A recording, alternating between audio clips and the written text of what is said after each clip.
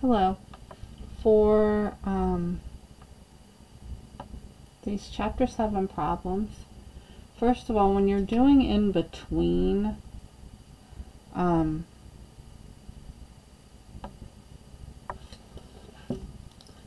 if it was like 50, I forget what they were, but 54 and 57, if you wanted between there, when you find the normal distribution, it's giving you everything below. So then when you find the 54, you need to subtract these two. So we find the larger one and then subtract the other one, and it will leave what's in between. So we'll find both of them and then subtract them. So if we look at this one, and let me delete what's here. There we go.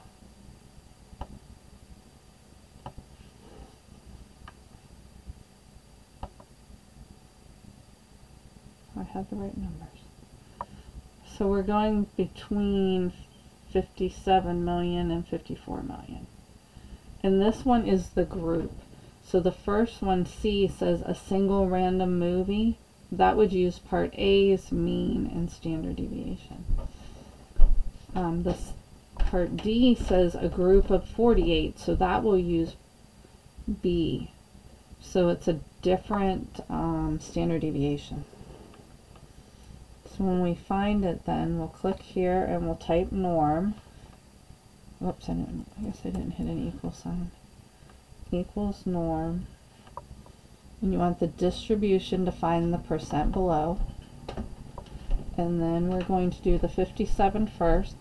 So 57 comma 60 for your standard, your mean, and then your standard deviation 3.0310. And put 1 because we're using everything under the curve. So that's the percent below 57. Now you have to do the same thing for the 54. Equals norm, double click it, put the 54 comma the 60, 3.0311 and a 1. Then we need to subtract those. So it's equals the larger one minus the smaller one. And there's your answer.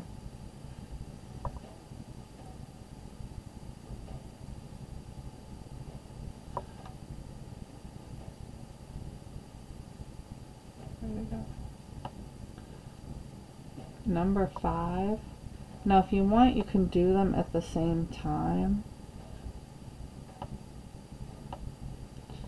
So for 5C, for a single randomly selected lunch, find the probability the lunch is between these two values.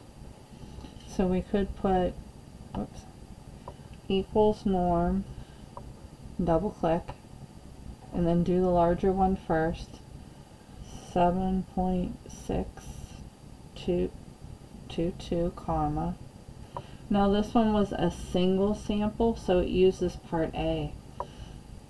7.22 comma 2.32 comma 1. Now if you want to put them, well, I'm just going to hit enter. Sometimes I type something wrong and then you lose the whole thing. So that was for the higher one. Then we'll find the lower one. Equals norm, double click, type in your X, 7.313 comma part A's mean and standard deviation, because this was a single sample, so it's 7.22 comma 2.32 comma 1. Hit enter, and then we subtract them. Equals the first one minus the second one. and hit enter. And there you go. For part D, you do the exact same thing, only you use the other standard deviation because it was a group. See this mean? It was an average rather than the sample. So equals norm, and then your x value 7.622, comma, from part B, the mean 7.22, comma, 0.3579, comma 1, and hit enter. And equals the first one minus the second one, and hit enter. And I entered something wrong.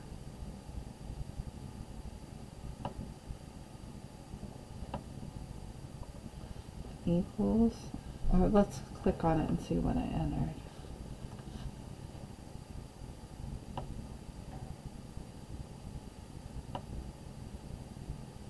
Oh, I didn't do, okay, I didn't do the second one.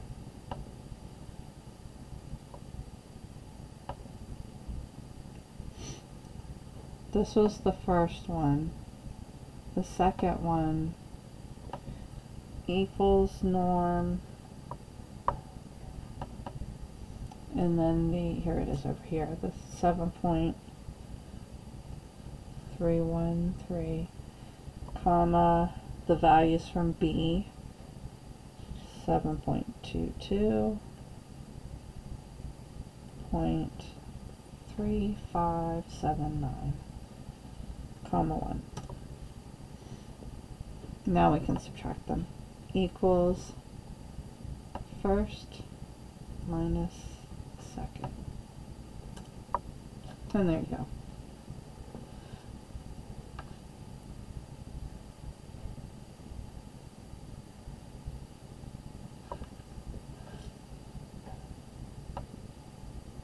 Let me delete these.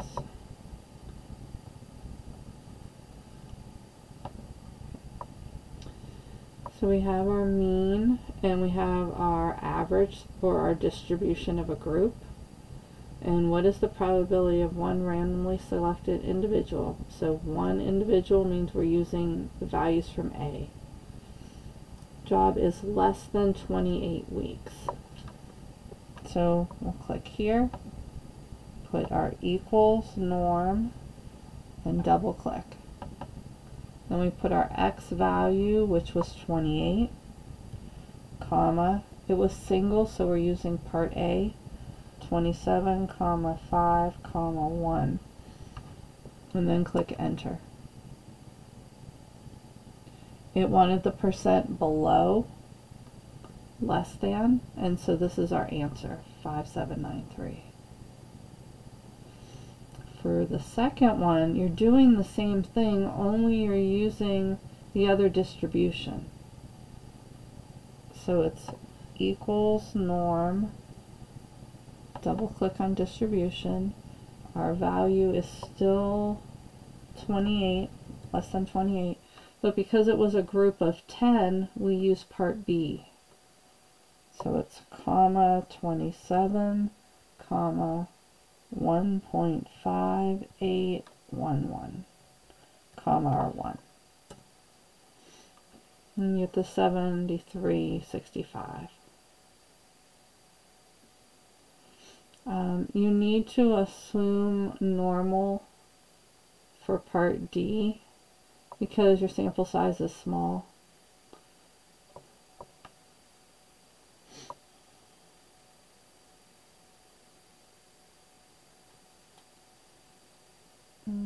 Number 7 would be the same as 5 and 4. You just subtract them.